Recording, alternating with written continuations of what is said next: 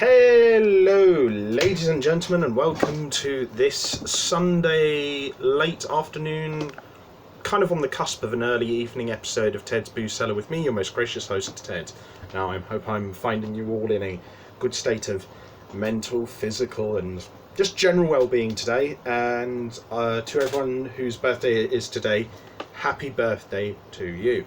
Now, as with the last two episodes, we are taking a look at a version of Trappistes Rochefort Amber Belgian beer. Now, the last two, the one on grade 8 Trappistes Rochefort yesterday, and then the one the day before that on grade 6, those were two fairly strong beers. Now, we're taking a look today at grade 10.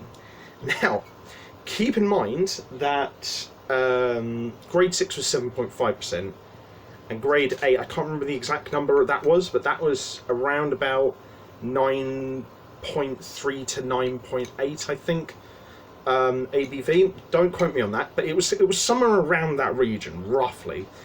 This, grade 10, this is 11.3% alcohol volume for a beer.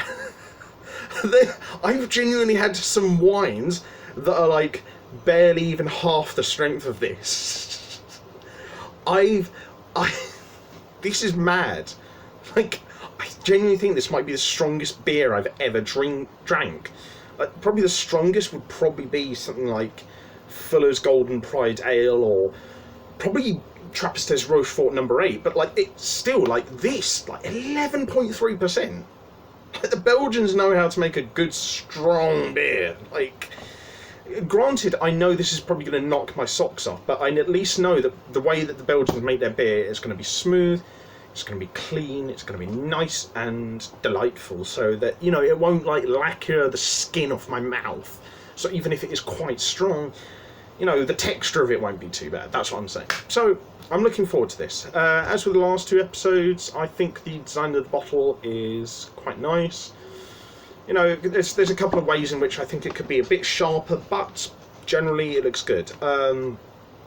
Give it like an 8 out of 10. Yeah, nice bottle, nice design. I like it.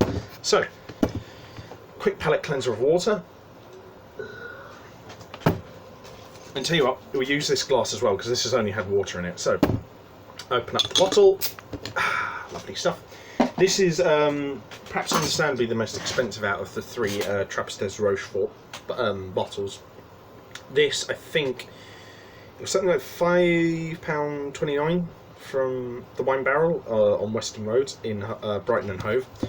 So I don't know, I think it could be perhaps a little bit cheaper, maybe like by, you know, not by much, maybe just like by 40 or 50 pence, but again, that's kind of up to you guys to decide if this is up your street in terms of price and, you know, accessibility, because everyone has different opinions on value and price, and, you know, some people are richer, some people are poorer, so that obviously plays into it as well. So make up your mind for yourself, but I think it could possibly be like maybe 50 pence cheaper. So, this is the colour of the drink. It looks almost as dark as Guinness. Like, this looks like a punchy ale. So yeah, let's give it a sniff and hopefully give ourselves a good first impression.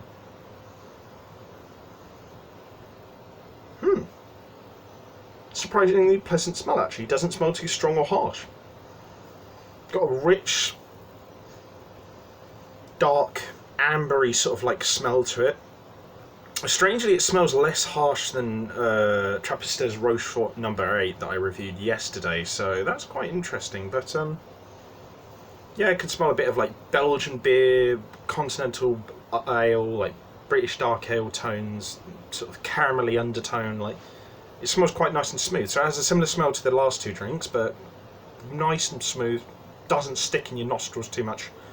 Very pleasant, very neat. Yeah, give the smell a 9 out of 10. So, as always, we won't know what it's actually like until we taste it. So, bottoms up.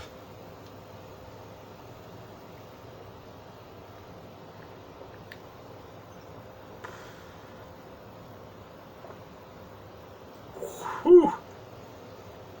Whew, wow.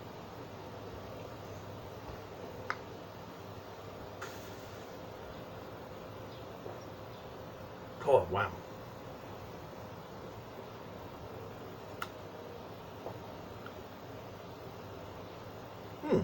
It's interesting because it has a similar taste to like Trappistes Rochefort 8 from yesterday. You know, it's got this sort of like rich, smooth beer and ale combination of flavours with like a caramelly undertone. But then there's this interesting sort of like slightly aromatic sort of not perfumey but like aromatic flowery tint at the end that's quite unexpected and strange.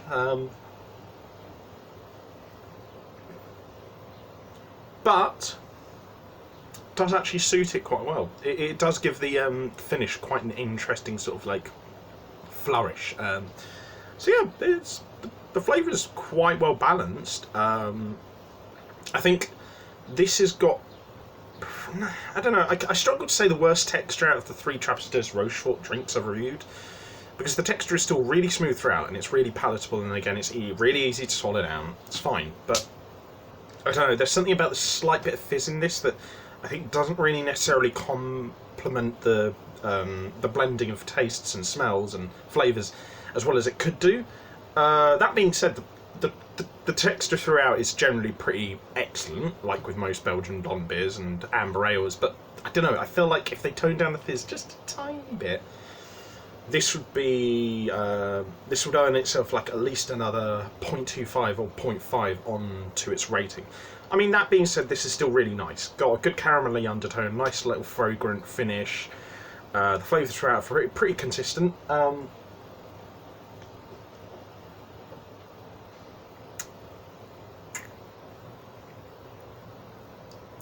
I'd probably still say I struggle to probably like say it is as good as the other two though, but I don't know. It's not that much worse than the other two drinks. You know, Trappistes Rochefort 6 and Trappistes Rochefort 8.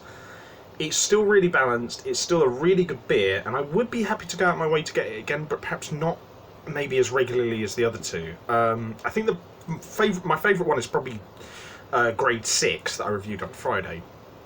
But this is still really good. Like I said, I probably wouldn't... I don't know, I feel like it could probably be 50p cheaper.